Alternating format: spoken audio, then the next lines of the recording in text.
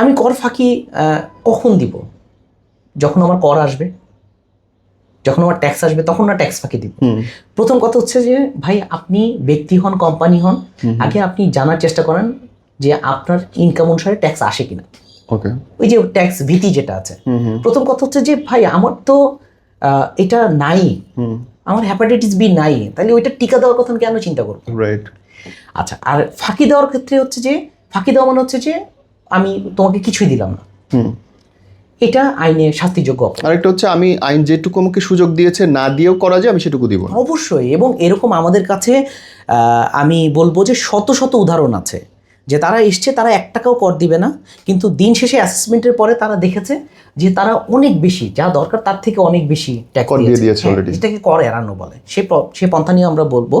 আরেকটা জিনিস আপনাদের জানিয়ে রাখি, সেটা হচ্ছে যে কর ফেরত পাওয়া যায়, এই কথাটা কতজন জানেন? আপনি সরকারকে ট্যাক্স দিয়েছেন এবং সেই ট্যাক্সটা আপনার যে পরিমাণ দেওয়ার কথা ছিল তার থেকে বেশি দেওয়া হয়েছে, সেই ক্ষেত্রে সরকার আপনাকে ফেরত দিবে। হ্যাঁ, এবং মানুষ ফেরত পায়। ওই যে অ্যাডভান্স ট্যাক্স কাটে যেটা থেকে, অ্যাডভান্স ট্যাক্স কাটে না, যেটা হচ্ছে যে এক্সেস ট্যাক্স দেওয়া হয়ে যায়। ওকে, হ্যাঁ, এক্সেস ট্যাক্স দিলে তখন ট্যাক্স রিফান্ডের সুযোগ আছে, কিছু শর্তও আছে। হ্যাঁ, কারণ এভাবে হলে তো হবে না, সেই শর্ত অনুসারে প্রচুর মানুষ ট্যাক্স রিফান্ড নেয়।